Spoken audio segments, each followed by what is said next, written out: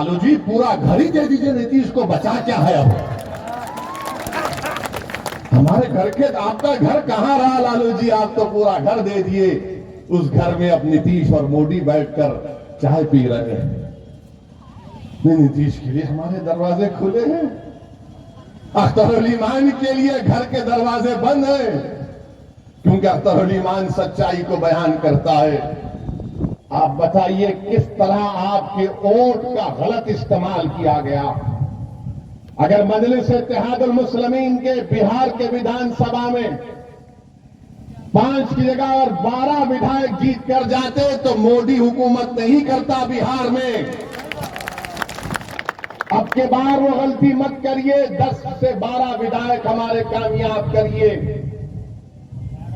पल्ला आपके साथ होगा, आप जिसको बोलेंगे मुख्यमंत्री रहेगा, जिसको आप बनाना चाहेंगे वो बनाएगा। मगर आपने बरसों इनका साथ किया।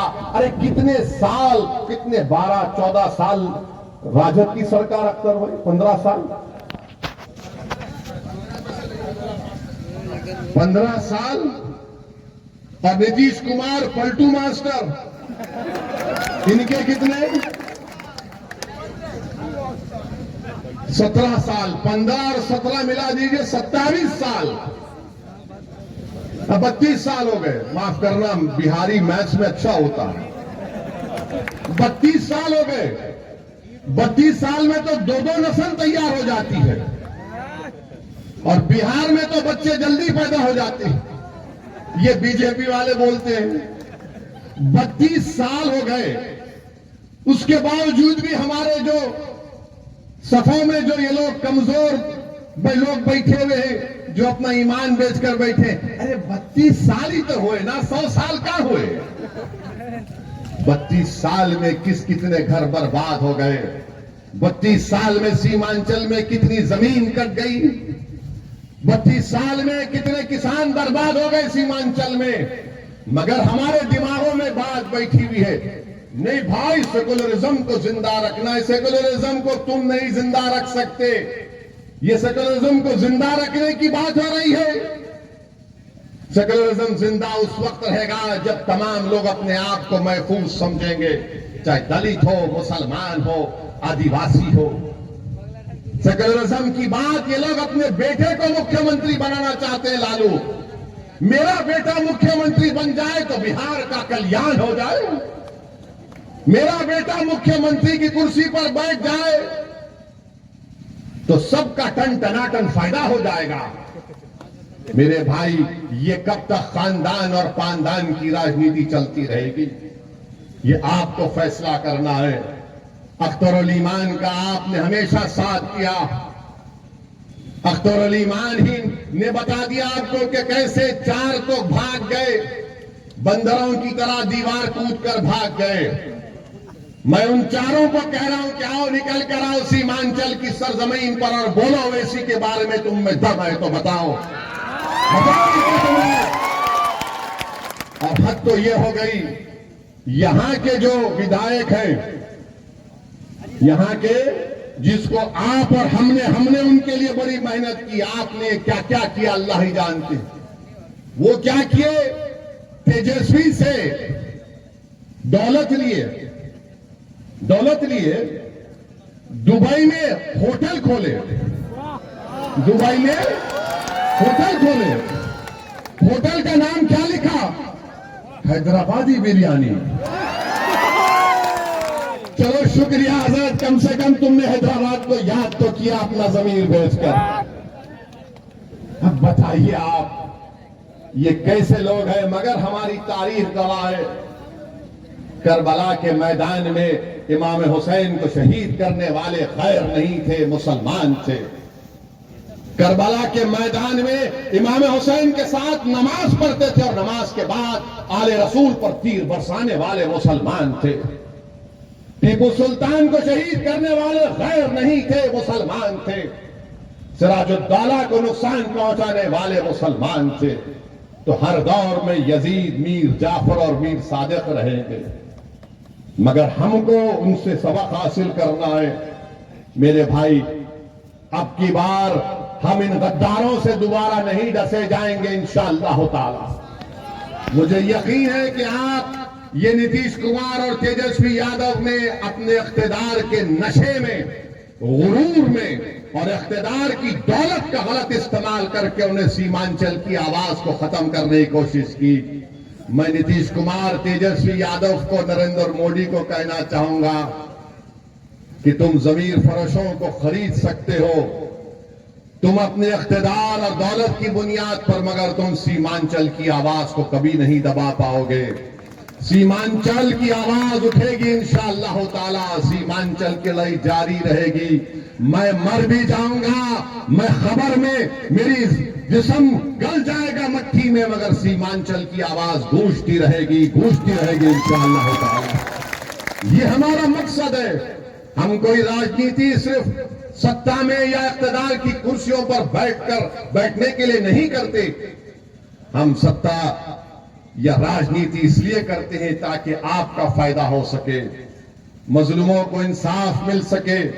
और आपकी आवाज ये सिर्फ किशनगंज की पार्लियामेंट की सीट, सिर्फ सीमांचल की आवाम की आवाज नहीं है, ये भारत के 100 करोड़ गरीब और मजलूम आवाम की एक आवाज भी है, जो बड़ी नजरों से देख रही है कि अब के बार किशनगंज से कौन जीत कर आएगा, जो बड़ी उम्मीद लगा कर बैठे हुए कि कौन हमारी मस्जिदों की हिफाजत की आवाज उठाएगा, कौन शरीयत मोहम्मदी सल्लल्लाहु अलैहि वसल्लम की हिफाजत की आवाज उठाएगा, कौन ना सिर्फ सीमांचल की लड़ाई लड़ेगा बल्कि जो मजलूम जेलों में सड़ रहे हैं उनकी रिहाई की बात करेगा, कौन इस अंधेरे का खात्मा करेगा जो हमको तबाह और बर्बाद करना चाहता है।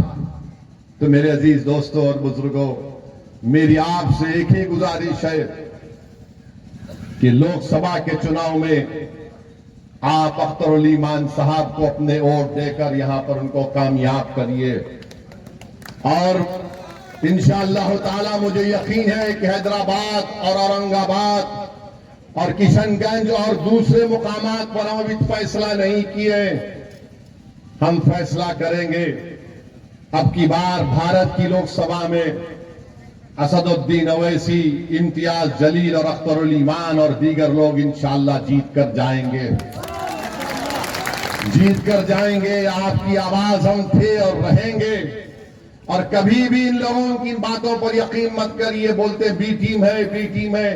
अरे नीतीश तो कितने मर्तबा कुलाटी मार चुका है। माने अगर गिरगुट को और नीतीश को साथ रख दिया जाए तो गिरगुट भाग जाएगा, इससे मुझे बचना है।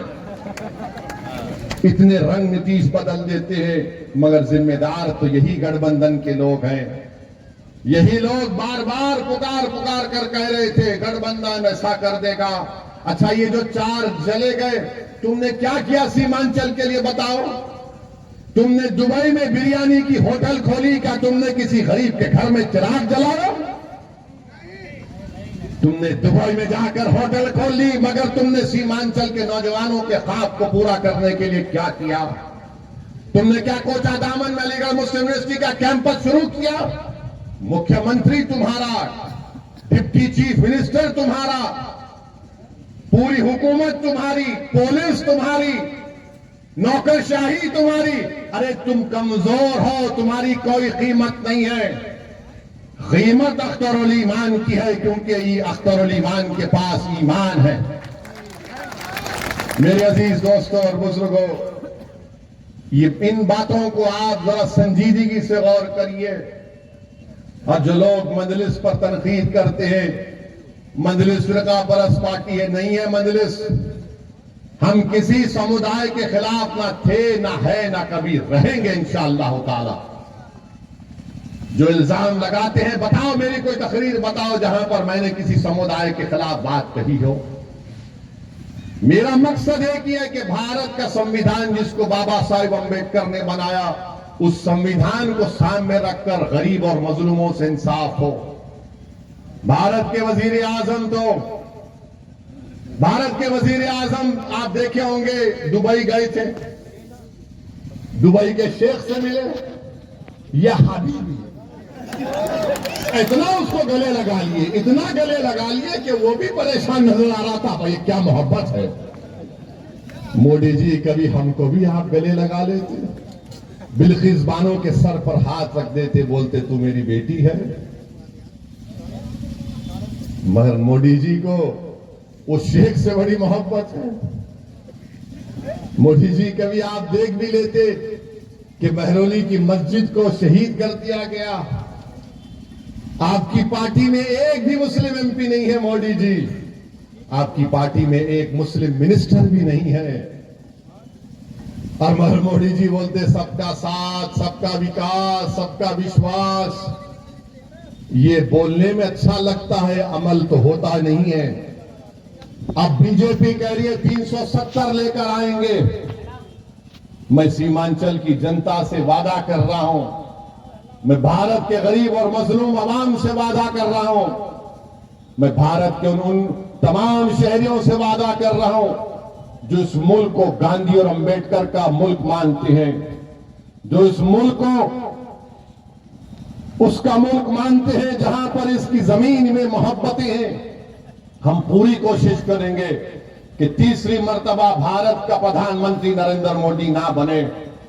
हम पूरी कोशिश करेंगे इंशाअल्लाह ताला, हम पूरी कोशिश करेंगे कि दोबारा बीजेपी सत्ता में ना आए।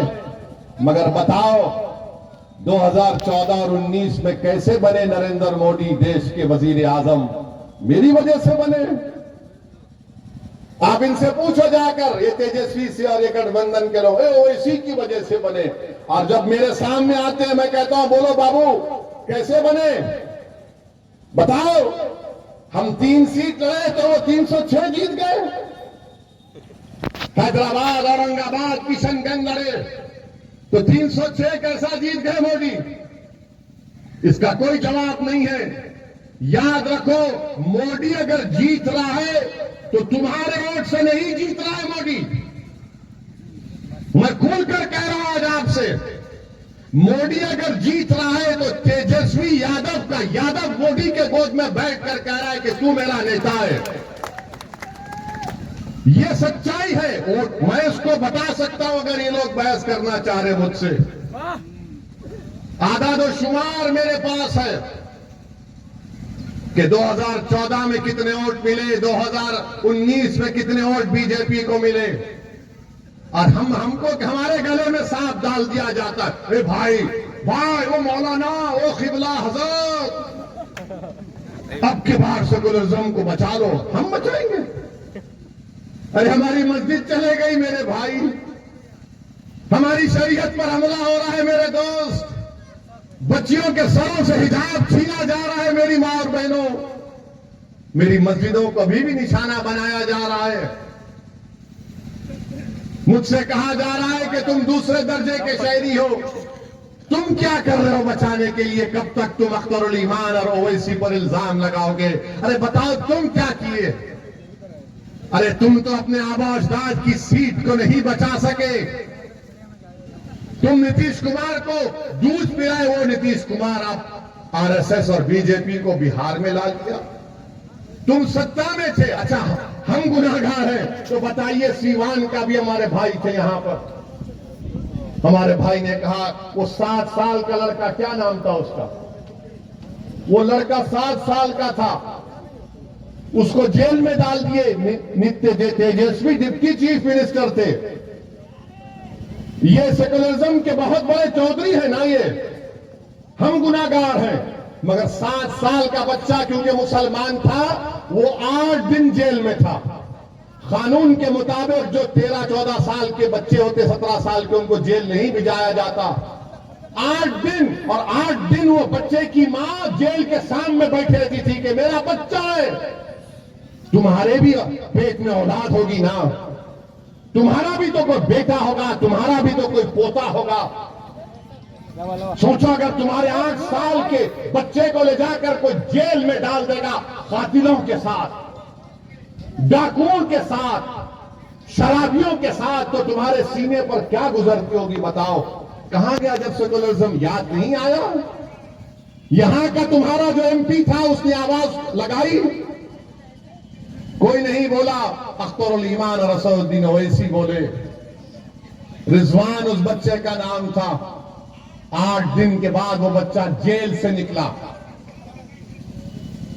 रामनवमी का जुलूस निकला, 100 साला मदरसे को जला दिया बिहार में, बिहार शरीफ में 100 साला मदरसे को जला दिया। कहां गया सेकुलरिज्म, कहां गया बी टीम, कहां गया ओवैसी और कटवा? तुमने हमने उनको बड़ा वोट दिया, क्या बोलते नहीं तेजस्वी? मगर तेजस्वी कब बोले? जब सत्ता निकल गई तो बोले अब हम दोबारा बनेंगे। मगर जब मदरसा जल गया, जब 7 साल का रिजवान जेल में चला गया, जब सीमांचल की लाखों एकड़ जमीन पानी में कट गई, तेजस्वी नहीं बोले। अब यहीं पर आकर कहा था ठाकुरगंज में कि हम सीमांचल डेवलपमेंट काउंसिल बनाएंगे। कहां गया डेवलपमेंट काउंसिल? मेरे भाई याद रखो, किसी कौम के लिए 70-80 साल एक बड़ा लंबा टाइम होता है। आप अब की बार किशनगंज से अच्छा फैसला लीजिए और जनाब अख्तरुल ईमान साहब को कामयाब करिए, अख्तरुल ईमान को अपना नुमाइंदा बनाइए। और आखिरी बात आपसे कहकर रुखसत हो जाऊंगा, ये जो सेकुलरिज्म के चौधरी हैं, 32 साल लालू परिवार और नीतीश ने बिहार में हुकूमत की, ये सुरजापुरी लोगों का क्या हाल करके रख दिया कि 24 लाख 46